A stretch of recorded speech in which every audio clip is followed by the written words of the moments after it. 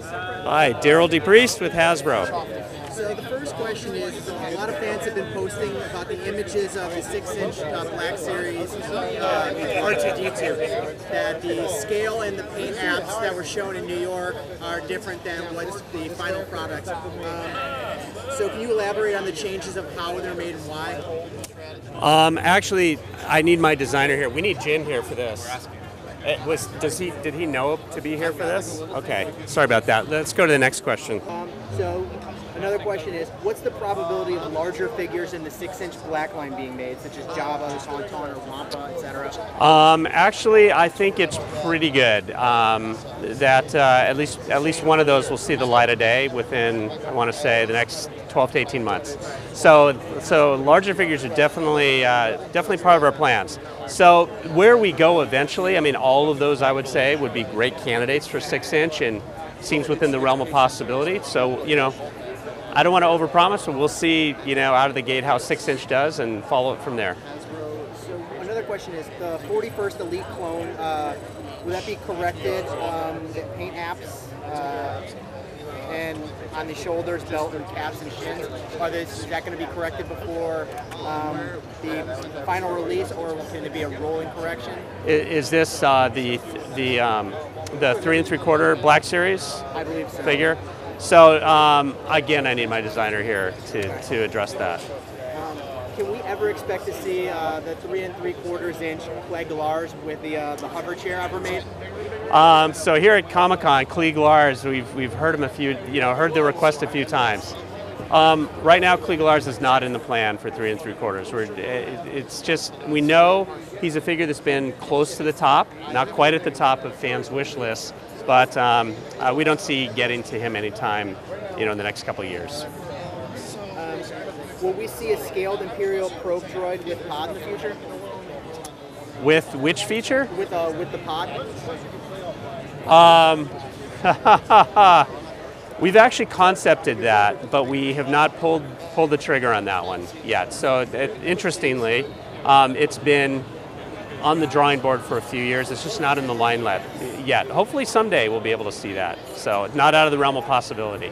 Good question. So with Disney buying Star Wars, will we expect exclusives at the Disney stores? And if so, what sort of things will we see? Yeah, we'll be working very closely with the Disney stores, but it won't be. They won't be like real deep and collector-specific exclusives. We'll be working with them on exclusives that are going to work best for the Disney store and with the customers that they have, which do include collectors, but we're going to kind of build that out over time. If the vintage line is on hiatus, then why release exclusive vintage box vehicles? Why not continue the... Right, so great question. So on the vintage line, the agreement with Lucasfilm was carded vintage figures. We did not want to kind of have carded figures overstay their welcome. That's kind of the mainstay of the vintage line. Vintage figure packs or multi-packs like we're doing at Kmart, or vehicles are still fair game, and those could continue on into the future if we so choose and we had willing retail partners. So, because vintage is something that we've done a ton of figures. Vehicle-wise, we still have yet to scratch the full potential of it. So they can continue on. Will we ever see the EU represented in the Black Series? It's possible, but right now the focus will be on the movies and primarily on the original trilogy. If you had your say 100%, I didn't answer to anybody, cost not included, what EU figure would you want to see in the Black Series? Wow, there's so many EU figures I like. Probably Dread Priest would be my #1 choice. No, I'm just kidding. So I'm a big fan of Mandalorians. So there's a lot of different Mandos I would love to see personally in the EU. But you ask 20 different people, you get a different answer about EU figures. So what their favorites are. So. In the Black line, will we ever... So let me ask you a question, Sean, too. Are your questions coming up, or should I rephrase the question for you? Yeah, they are coming up. Okay, yeah. Fantastic. They'll come up on the camera. Great. Will any vehicles ever be made in the Black line, or is that something you have to wait to see how they sell? No, actually, we announced today here at Comic-Con for the first time that we'll be doing our first vehicle in Black Series next year. we'll be doing the speeder bike with a 6-inch Scout Trooper. So the door is definitely open to vehicles, and we hope that we'll be able to keep that going. That both the figures and the vehicles will receive a very warm reception that we expect, and we'll see what happens in the future. Let's see. Another reader asked, will non-attendees for San Diego Comic-Con and C2E2 be able to get the 6-inch Boba Fett?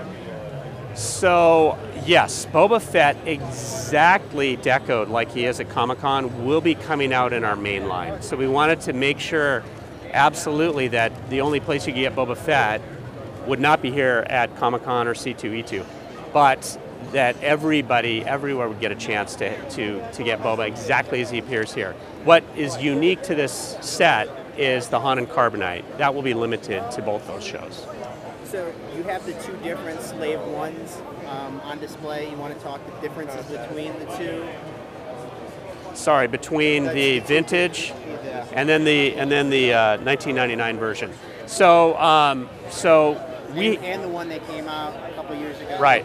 So a couple years ago, we released the jumbo-sized Slave One. Really rebuilt it, and that was based on the appearance in the Clone Wars. It gave us the kind of permission to do that. Fans have always wanted us to do the vintage decoed version of that Slave One, and it's something that we've held off for a few years, and finally Amazon stepped up and said, we want that vehicle, and we're going to make it a big deal this holiday season. So that finally is out. On the other side, in our 1999 vehicles, we wanted to have a representation of the Slave One as well. So we rebuilt that so we could deliver a great vehicle experience, but at a price that's affordable for kids everywhere. Because we know the Slave One in vintage, that's the ultimate vehicle. That's going to be a higher ticket price. So, we wanted to have both the premium experience and also accessible to kids everywhere too. So there's been some distribution issues along with the figures the last several waves. Do you feel like the black line is going to be a clean slate for you to fix all? Absolutely. So the black line gives us a clean start. So we're purging out what we call the old our old stock keeping numbers and really kind of flushing that out of retail. Gives us the opportunity to start clean. Hopefully finding that right volume, because it's always, Star Wars is about getting into the cadence.